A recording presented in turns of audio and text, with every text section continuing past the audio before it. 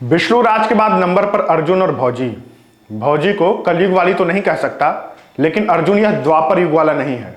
यह अर्जुन पूर्ण रूप से कलयुगी है। अर्जुन को भगवान श्री कृष्ण ने गीता के 18 अध्याय सुनाए, तब जाकर कहीं अर्जुन ने पहला बाण चलाया। लेकिन इस कलयुगी अर्जुन ने बिना किसी अध्याय के ही ऐसा नैनो वाला बाण चलाया कि एक सीधी साधी लड़की को अपने जीवन लीला समाप्त करनी पड़ी। दोस्तों, हम जिस विषय की बात कर रहे हैं आप लोग समझ गए होंगे कि यह वीडियो यूट्यूबर मालती से जुड़ा हुआ है। जय हिंद दोस्तों, मैं सूर्यांश गौरव आप सभी लोगों को अपनी मंगल कामनाएं प्रेषित करता हूं और आशा करता हूं आप सभी कुशल मंगल होंगे। दोस्तों, एक भोजपुरी का गीत है, ना कौनो हाट ना बजरिया से होला, उमरिया के रोग बा नजरिया से होला, उमरिया के रोग बा नजरिया से होला। लेकिन यह रोग कभी कभी जानलेवा भी हो जाता है और मालती के केस में आप सब ऐसा देख चुके हैं। मालती का शव उसके कमरे में पंखे से लटकता मिला था। मालती के पिता ने अपने दामाद विष्णु राज पर मालती की हत्या का आरोप लगाया था, जिसके बाद पुलिस ने विष्णु राज को गिरफ्तार किया और दहेज हत्या का मुकदमा भी दर्ज किया। पोस्टमार्टम रिपोर्ट आने के बाद मालती के पिता ने जो आरोप लगाए थे वह सरासर खारिज हो गए। पोस्टमार्टम रिपोर्ट की माने तो मालती की मौत फंदे से लटकने के कारण दम घुटने की वजह से हुई थी। मालती के मौत के बाद उनके प्रशंसकों में शोक की लहर दौड़ गई थी, लेकिन इसके साथ ही बहुत से प्रशंसक क्रोधित भी थे और उनके कुछ बयानों ने इस घटनाक्रम में एक नया मोड़ ला दिया। प्रशंसकों की नाराजगी विष्णु राज और अर्जुन से तो थी ही, लेकिन इस कहानी ने अलग दिशा तब ले लिया जब घटनाक्रम में एक नया नाम जुड़ा। मालती के अंतिम संस्कार में फेमस यूट्यूबर रिंकी राय यानी गोरखपुरिया भौजी पहुंची।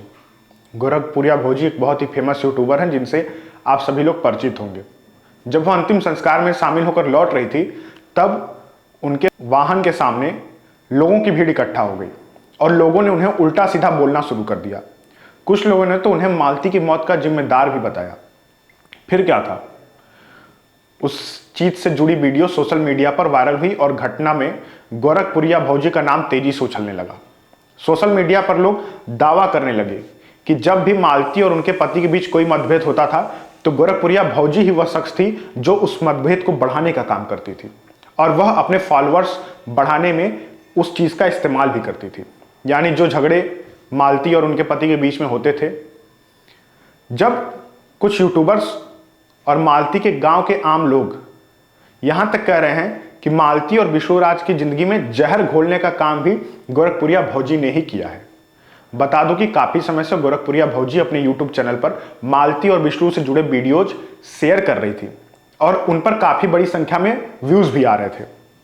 हर कोई देखना चाहता था कि मालती और विष्णु के बीच में क्या हो रहा है। कुछ लोगों ने यह भी दावा किया कि गोरखपुरिया भौजी की गिरफ्तारी हो चुकी है और पुलिस उन्हें पूछताछ के लिए ले गई है, लेकिन बाद में डिप्टी एसपी संत कबीर नगर ने इसका खंडन किया, तो लोगों को यह पता चला कि गोरखपुरिया भौजी की गिरफ्तारी नहीं हुई है।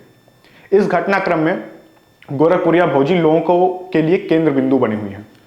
दोस्तों, गोरखपुरिया भौजी की पहचान एक विवादित क्रिएटर के रूप में है। उनके बहुलता में प्रशंसक भी हैं तो आलोचकों की भी संख्या कम नहीं है। कुछ लोग उन्हें एक सशक्त महिला के रूप में देखते हैं और अपना प्रेरणा स्रोत मानते हैं कि उन्होंने महिलाओं को जागरूक करने का काम किया है।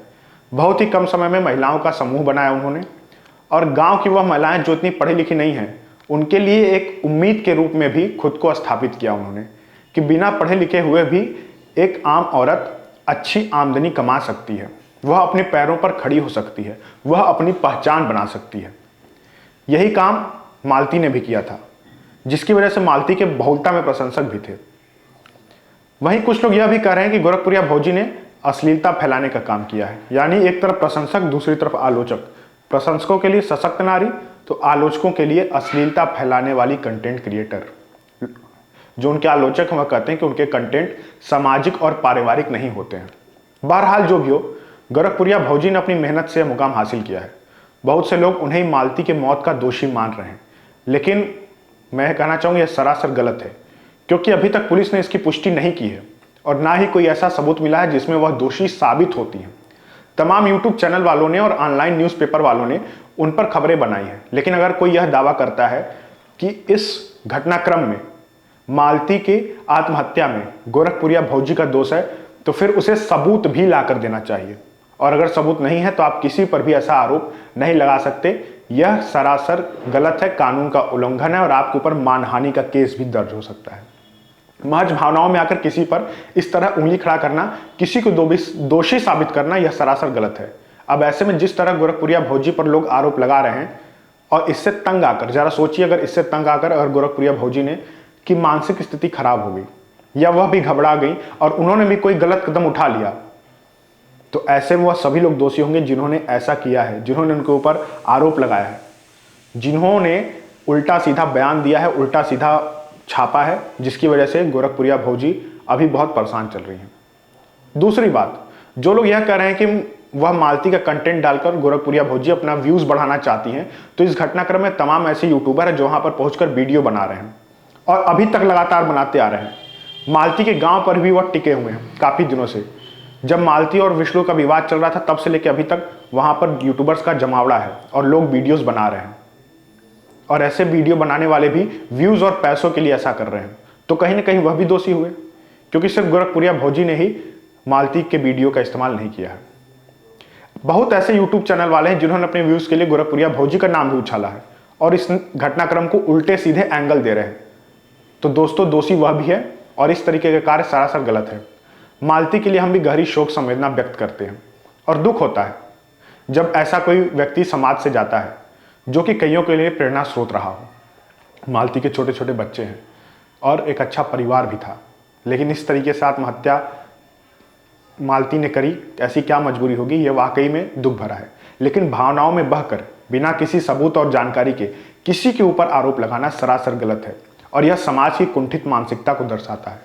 मैं सभी लोगों से अनुरोध करता हूं कि ऐसी चीज़ों को ना फैलाएं और पुलिस को, कानून को अपना काम करने दें, क्योंकि हो सकता है आपके इस तरीके के कंटेंट से जो यूट्यूबर पैसे और व्यूज़ के लिए ऐसा कर रहे हैं, पुलिस को भी अपनी काम करने में दिक्कत आए और सच्चाई कुछ समय के लिए दब जाए। मैं सूर्यांश गौरव फिर मिलूंगा। जय हिंद।